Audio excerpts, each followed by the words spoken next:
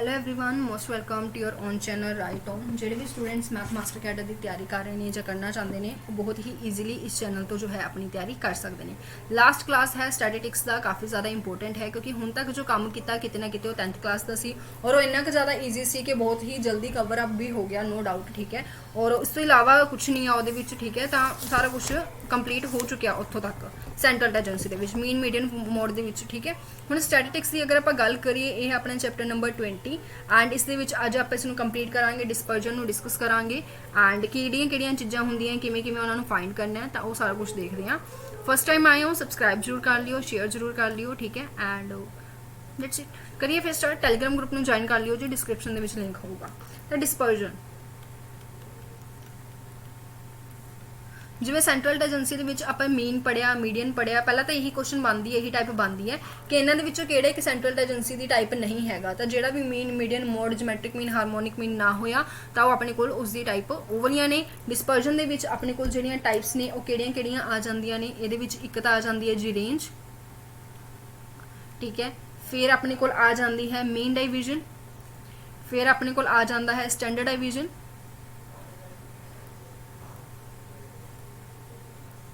Standard ਡਾਈਵੀਜ਼ਨ, ਉਸ ਤੋਂ ਬਾਅਦ ਆ ਜਾਂਦਾ ਹੈ ਕੁਆਰਟਾਈਲ ਡਾਈਵੀਜ਼ਨ।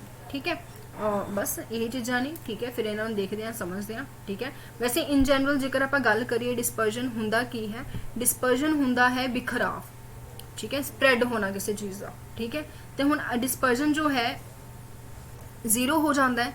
ਕਦੋਂ ਜ਼ੀਰੋ ਹੋ ਜਾਂਦਾ ਹੈ? ਜਦੋਂ ਸਾਰੀਆਂ ਵੈਲਿਊਜ਼ ਸੇਮ ਹੋ ਜਾਂਦੀਆਂ ਨੇ। ਤਾਂ ਪਹਿਲਾ ਰਿਜ਼ਲਟ ਆਹੀ ਬਣ ਜਾਂਦਾ ਆਪਣੇ ਕੋਲੇ ਕਿ dispersion is zero when all values are same।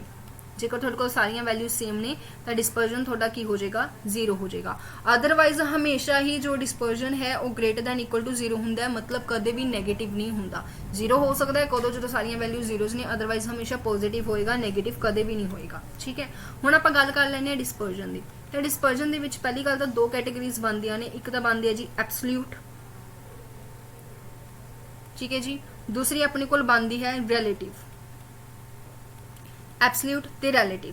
Absolute ਦੇ ਵਿੱਚ ਕੀ ਕੁਝ ਆਂਦਾ ਹੈ? ਐਬਸੋਲਿਊਟ ਦੇ ਵਿੱਚ ਆ ਜਾਂਦੀ ਹੈ ਰੇਂਜ ਆ ਜਾਂਦੀ ਹੈ। ਠੀਕ ਹੈ, ਔਰ ਰਿਲੇਟਿਵ ਦੇ ਵਿੱਚ ਕੀ ਆਂਦਾ ਹੈ? ਰਿਲੇਟਿਵ ਦੇ ਵਿੱਚ ਆਂਦਾ ਹੈ ਕੋਫੀਸ਼ੀਐਂਟ ਆਫ ਰੇਂਜ। ਰਿਲੇਟਿਵ ਦੇ ਵਿੱਚ ਕੀ ਆਂਦਾ ਹੈ? Coefficient of range.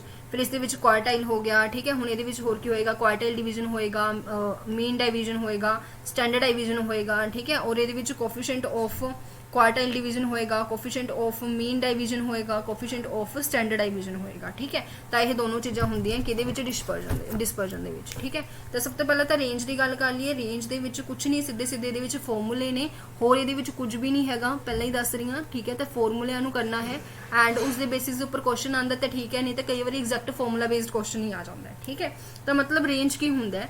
ਕੋਈ ਵੀ ਇੱਕ ਨੰਬਰ ਦਿੱਤਾ ਹੁੰਦਾ ਹੈ। ਠੀਕ ਹੈ, ਉਸ ਦੀ ਜੋ ਕੋਈ ਵੀ ਇੱਕ ਸੀਰੀਜ਼ ਦਿੱਤੀ ਹੋਈ ਹੈ, ਉਸ ਦੀ ਜੋ ਲਾਰਜੈਸਟ ਵੈਲਿਊ ਹੈ, ਲਾਰਜੈਸਟ ਵੈਲਿਊ ਦੇ ਵਿੱਚੋਂ ਉਸਦੀ ਸਮੋਲੈਸਟ ਵੈਲਿਊ ਨੂੰ ਮਾਈਨਸ ਕਰ ਦੋ ਤਾਂ ਤੁਹਾਡੇ ਕੋਲ ਕੀ ਆ ਜਾਏਗਾ ਜੀ? ਤੁਹਾਡੇ ਕੋਲ ਰੇਂਜ ਆ ਜਾਏਗੀ। Largest value minus smallest value. ਠੀਕ ਹੈ, ਤਾਂ ਤੁਸੀਂ ਕਹਿ ਸਕਦੇ ਹੋ ਰੇਂਜ ਕਿਹਦੀ ਇਕੁਅਲ ਹੈ? Range is difference between the largest and the smallest value. ਠੀਕ ਹੈ, ਫॉर एग्जांपल ਮੈਨੂੰ ਕੋਈ ਵੀ ਇੱਕ ਸੀਰੀਜ਼ ਦਿੱਤੀ ਹੋਈ ਹੈ 4 5 7 10 3 1। ਠੀਕ ਹੈ, ਤਾਂ ਹੁਣ ਇਹਦੇ ਵਿੱਚ ਮੈंने ਕੁਝ ਨਹੀਂ ਕਰਨਾ, ਮੈਨੂੰ ਕਹਿ ਦਿੱਤਾ ਕਿ ਰੇਂਜ ਫਾइंड आउट ਕਰੋ, ਤਾਂ मैंने ਕੀ ਚੱਕਿਆ? मैंने ਜਸਟ ਇਸ ਦੀ ਲਾਰਜੈਸਟ ਵੈਲਿਊ ਚੱਕੀ ਵਿਚ ਇਜ਼ 10 ਔਰ ਇਸ ਦੀ ਸਮੋਲੈਸਟ ਵੈਲਿਊ ਚੱਕੀ ਵਿਚ ਇਜ਼ 1। ਇਹਨਾਂ ਦੋਨਾਂ ਦਾ ਮਾਈਨਸ ਕਰਤਾ 9, ਤਾਂ 9 ਮੇਰੇ ਕੋਲ ਕੀ ਆ ਗਈ?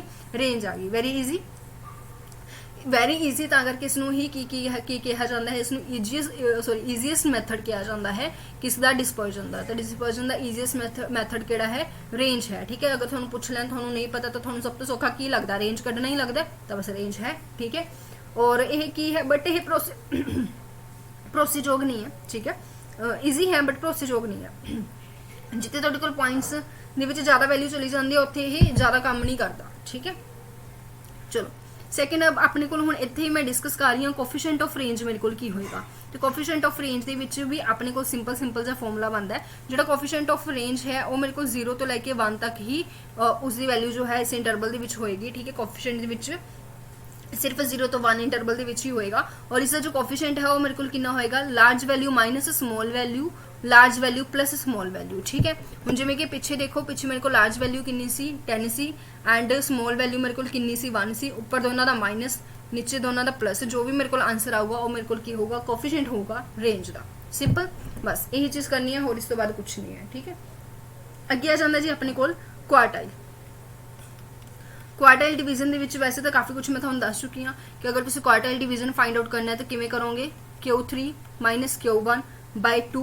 ठीक है, और जेकर ਤੁਸੀਂ इसका कोफिशिएंट फाइंड आउट करना है, कोफिशिएंट ऑफ क्वार्टाइल डिवीजन, ये आप प्रीवियस क्लास ਦੇ ਵਿੱਚ कर चुके हैं। तो मेरे को कितना ਹੁੰਦਾ है, Q3 minus Q1 over Q3 plus Q1। ये भी हमेशा किहदे विच लाई करेगा, ये भी 0 तो 1 दे विच ही लाई करेगा, इस तो बाहर लाई नहीं करूगा। ठीक है जी, क्लियर है। Q1 Q3 दिते होया करनगे। ठीक है, उसदे विच बस तुसी फॉर्मूला लगा के उसनू सॉल्व करना है, इस तो इलावा इस दे विच भी होर कुछ नहीं है। सारियां दे विच तुसी जस्ट मैथड्स नू फॉर्मूलाज नू याद रखना है, होर इहदे विच इदां कोई क्वेश्चन नहीं बनता। ठीक है,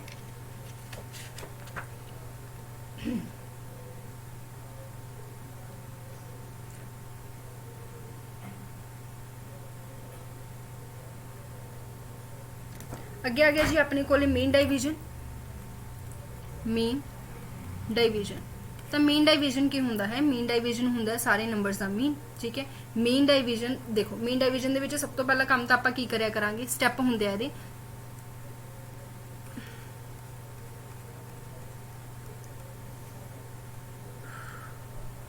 हाँ जी, तो सब तो पहला काम आपां की करिया करांगे, फाइंड मीन।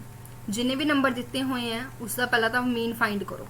ठीक है, दूसरा काम अपना की करिया करांगे, फाइंड डाइविशंस फ्रॉम मीन। दूसरा अपना काम होया करेगा find deviations from mean. Mean तो डेविएशंस नू फाइंड आउट करना, मतलब ਜਿਹੜਾ ਤੁਹਾਡੇ ਕੋਲ ਟਰਮਸ ਹੈਗੀਆਂ ਉਹਦੇ ਵਿੱਚੋਂ ਸਾਰਿਆਂ ਦੇ ਵਿੱਚੋਂ ਮੀਨ ਨੂੰ ਮਾਈਨਸ ਕਰ ਦਿਓ। ਤੀਸਰਾ ਕੰਮ ਹੋਇਆ ਕਰੇਗਾ ਇਹਦਾ ਮੋਡ ਲੈਣਾ, मतलब ये वैल्यू ਆਪਾਂ ਨੈਗੇਟਿਵ नहीं रखनी होंगी, पॉजिटिव रखनी होंगी है। ठीक है, फोर्थ अपने कोल होया करेगा मीन डाइविजन ਨੂੰ फाइंड करना, तो वो मैथड मेरे कोल की ਹੁੰਦਾ है summation of xi minus x the mean divide by n। ठीक है, जेकर ਤੁਹਾਨੂੰ मीन डाइविजन फ्रॉम मीन किहा तो तुसी एवें करोगे, जे ਤੁਹਾਨੂੰ मीन डाइविजन फ्रॉम मीडियन किहा तो कुछ नहीं करना, जिथे तुसी पहला मीन फाइंड आउट किया सी उत्थे तुसी की कर दोगे, मीडियन कर दोगे। अगर इत्थे तुसी मीडियन करता तो तुसी इत्थे भी फिर की करोगे, मीडियन ही माइनस करोगे। अगर तुसी इत्थे मीडियन माइनस की है तो तुहाडे कोल की बनेगा xi माइनस x दा मीडियन माइनस करोगे, तो सारा फॉर्मूला सेम है, बस की बन जाएगा मीन डाइविजन फ्रॉम मीडियन दे विच समीशन xi माइनस x दा मीडियन, मतलब दूर दूर तक कोई फर्क नहीं है, बस मीन की जगह मीडियन हो जाऊगा। अगर तुहानू मीन डाइविजन फ्रॉम मीड के है तो जिथे जिथे मीन है उत्थे उत्थे मोड़ आ जाऊगा, कोई भी फर्क नहीं हैगा दूर दूर तक। ठीक है जी, क्लियर है। तो यही एक मैथड है की करन दा, मीन डाइविजन फाइंड आउट करन दा। ठीक है, ਹੁਣ मीन डाइविजन ਦੇ ਵਿੱਚ ਇੱਕ क्वेश्चन ਲੈ ਲਈਏ, बिना क्वेश्चन तो ਮੈਨੂੰ ਲੱਗਦਾ कुछ ਇੰਨਾ ਖਾਸ ਪਤਾ ਲੱਗਣਾ ਨਹੀਂ ਇਹਦੇ ਵਿੱਚ।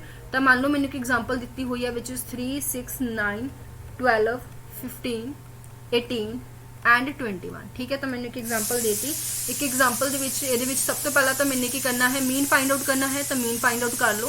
मीन मैंने की करना है सारिया टर्म्स का ऐड डिवाइड बाय काउंटिंग, तो मैंने ऑलरेडी किया होया, तो मेरे को कितना आ गया 12 आ गया, तुसी भी कर सकते हो। ठीक है, तो दूसरा काम मेरे को किसी x माइनस x का मीन फाइंड आउट करना है, xi माइनस x का मीन। तो मेरे को देखो जो मैं 9 के 12 माइनस करूँगी, इतने मैं टेबल बना लैनी हाँ, थोड़ा ज़्यादा पता लग जूगा।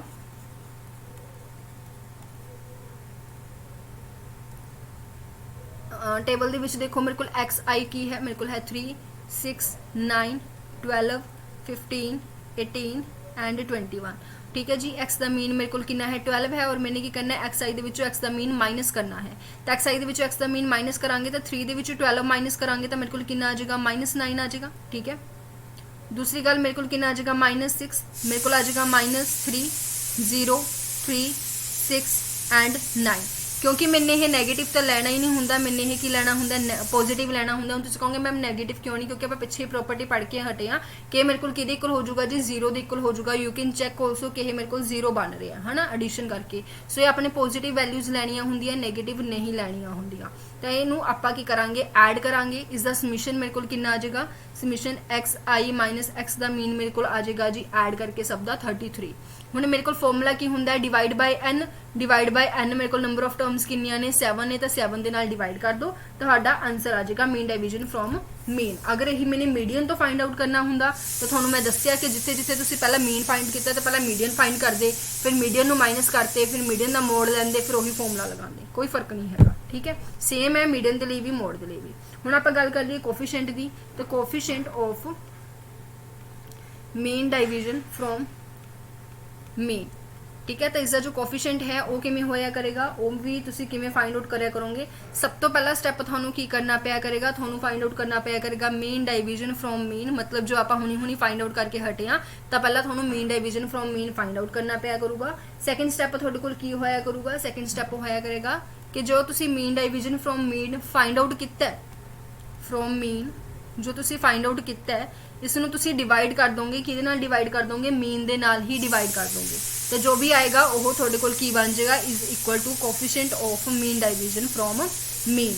अगर थानू coefficient of mean deviation from median कह दिता तो मीन की जगह ते की आ जाएगा, मीडियन आ जाएगा। अगर मोड कह दिता तो मीन की जगह ते मोड आ जाएगा। सारा कुछ सेम है, कुछ भी फर्क नहीं हैगा। ठीक है, तो सारा सेम है, कोई चेंज ये नहीं हैगा। ठीक है, ये एक प्रॉपर्टी बनती है, की प्रॉपर्टी बनती है कि जेकर तुसी समीशन फाइंड आउट करते हो एक्स आई माइनस एक्स दा मीडियन, तो यदी वैल्यू इन्हां तिन्नां दे विचों सब तो ज़्यादा मिनीमम हुंदी है। किन्हां तिन्नां दे विचों, मेन वाले दे विचों एंड मोड वाले दे विचों, मतलब मोड दा भी तुसी फाइंड आउट करो, मीडियम तां ओहदे विचों तिन्नां दे विचों सब तो घट वैल्यू किहदी हुंदी है जी, अपने कोले मीडियन वाले दी हुंदी है। ठीक है, तो मीन डाइविजन दी मीन डाइविजन फ्रॉम मीडियन दी वैल्यू सब तो ज़्यादा की हुंदी है, मिनीमम हुंदी है। You can check also. ठीक है, क्लियर है जी। तो यह है coefficient of mean deviation from mean. ठीक है, अगे चलिए, अगे आ जाता है स्टैंडर्ड डाइविजन। ठीक है जी, स्टैंडर्ड डाइविजन देखो हम अपने को की होंगे, जेकर थोड़ा स्टैंडर्ड डाइविजन समझ आ गया तो मतलब वेरिएंस तो कोई चीज़ ही नहीं हैगी, है ना। स्टैंडर्ड डाइविजन को तुसी रूट डाइविजन भी बोल सकते हो, क्योंकि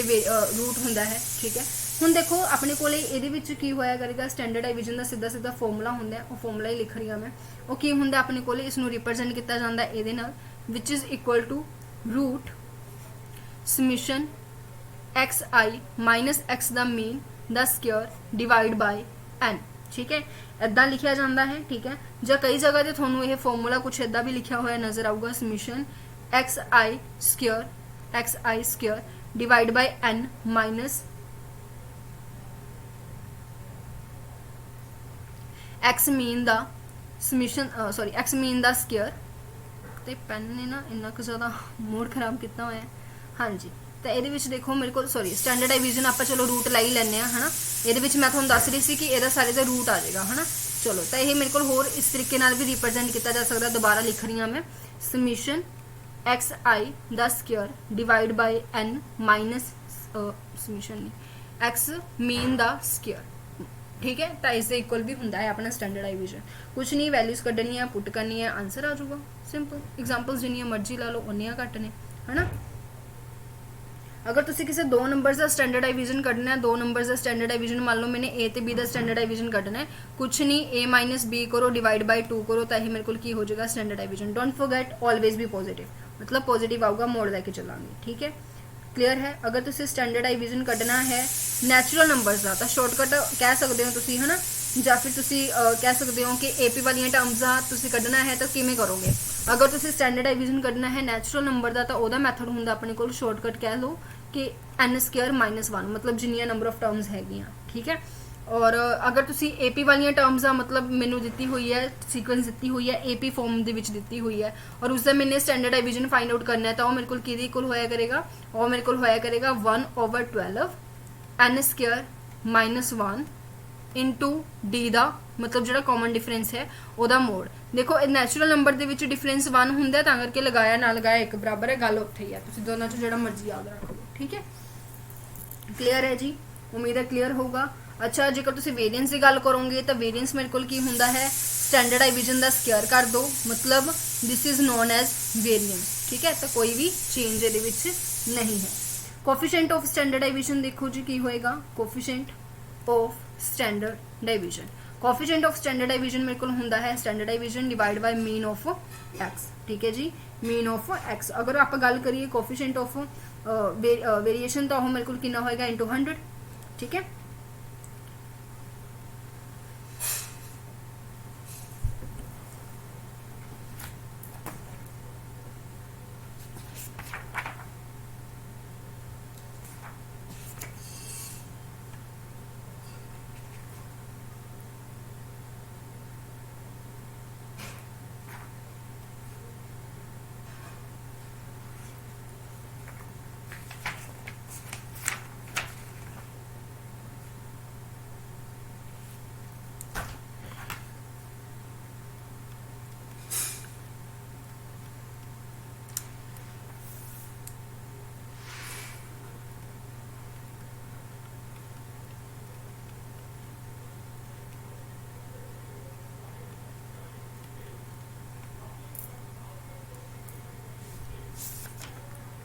ਹੁਣ ਜੇਕਰ ਇਹਦੇ ਵਿੱਚ ਆਪਾਂ ਕੁਝ ਪ੍ਰੋਪਰਟੀਜ਼ ਦੇਖੀਏ ਜਿਹੜੀਆਂ ਕਿ ਆਪਾਂ ਨੂੰ ਪਤਾ ਹੋਣੀਆਂ ਚਾਹੀਦੀਆਂ ਨੇ, ਜਿਵੇਂ ਕਿ ਆਪਾਂ ਮੀਨ ਮੀਡੀਅਨ ਦੇ ਵਿੱਚ ਦੇਖਿਆ ਹਨਾ, ਤਾਂ ਲੈਟ ਮੈਨੂੰ ਕੁਝ ਵੀ ਦਿੱਤਾ ਹੋਇਆ y a + bx ਦਿੱਤਾ ਹੋਇਆ, ਠੀਕ ਹੈ, ਔਰ ਮੈਨੂੰ ਕਹਿ ਦਿੱਤਾ ਕਿ ਇਸ ਦਾ ਤੁਸੀਂ ਕੁਆਰਟਲ ਰੇਂਜ ਫਾਈਂਡ ਆਊਟ ਕਰੋ। ਤਾਂ ਜੇਕਰ ਮੈਂ ਇਸ ਦੀ ਰੇਂਜ ਫਾਈਂਡ ਆਊਟ ਕਰਨੀ ਹੈ ਤਾਂ ਇਹ ਮੇਰੇ ਕੋਲ ਕਿਸ ਦੇ ਇਕੁਅਲ ਹੋਏਗੀ, ਰੇਂਜ ਆਫ y ਮੇਰੇ ਕੋਲ ਸਿੰਪਲ b ਮੋਡ ਦੇ ਇਕੁਅਲ ਆ ਜੂਗੀ, ਠੀਕ ਹੈ। ਤਾਂ मतलब मेरे को किसी भी कांस्टेंट की जो रेंज है वो मेरे को की होंगी है 0 होंगी है, और एक x की रेंज मेरे को कितनी होएगी 1, तो मतलब सीधा v, ठीक है। तो मतलब की हो गया, अगर तुसी quartile division of y find out करना चाहते हो तो मेरे को कितना होएगा mode of b into quartile division of x। कुछ भी डिफिकल्ट नहीं है, कांस्टेंट दा अपने कोल की हुंदा है 0 हुंदा है, और जो अपने कोल नाल इनटू वेरिएबल लग्या होया उसका फाइंड आउट कर लो, है ना। तो अगर मैंने mean division of y find out करना है तो मेरे को की होएगा mode into b and mean division of x, ठीक है जी। अगर मैंने स्टैंडर्ड डिवीजन फाइंड करना है किसका y का, तो मेरे को की होएगा b into standard division of x। देखो कितना ईजी है सारा कुछ, ठीक है, आराम नाल इन्हां क्वेश्चंस नूं कीता जा सकता है, ठीक है जी। क्लियर है, चलो उम्मीद है क्लियर होएगा। एंड इस तो इलावा होर इस कुछ होवे तो जिहड़ा अपना स्टैटिस्टिक्स है इस न्यूमैरिकल क्वेश्चंस बनते हैं। न्यूमैरिकल क्वेश्चंस किवें बनते हैं वो तुहाडे सामने ने सारे, ठीक है। तो इन्हां चीज़ां नाल इस न्यूमैरिकल क्वेश्चंस बनते हैं, तुहानूं कह देंगे मीन डिवीजन फाइंड करो, स्टैंडर्ड डिवीजन फाइंड करो, है ना।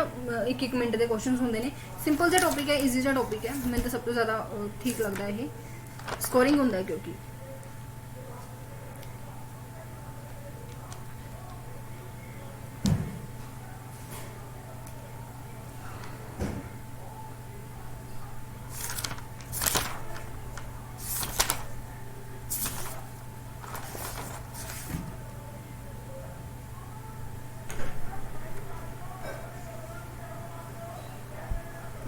कोई भी टॉपिक अपना रह गया होया then you can comment in, you can sorry इन्ना ज़्यादा थक गई ना मैं, कुछ भी अपना रहिंदा होया तो उसनूं कमेंट सैक्शन दे विच तुसीं दस सकदे हो, ठीक है। उस तो बाद आप उसनूं कंप्लीट कर लांगे, अदरवाइज अपना ये टॉपिक भी की हो गया प्रॉपरली कंप्लीट हो गया।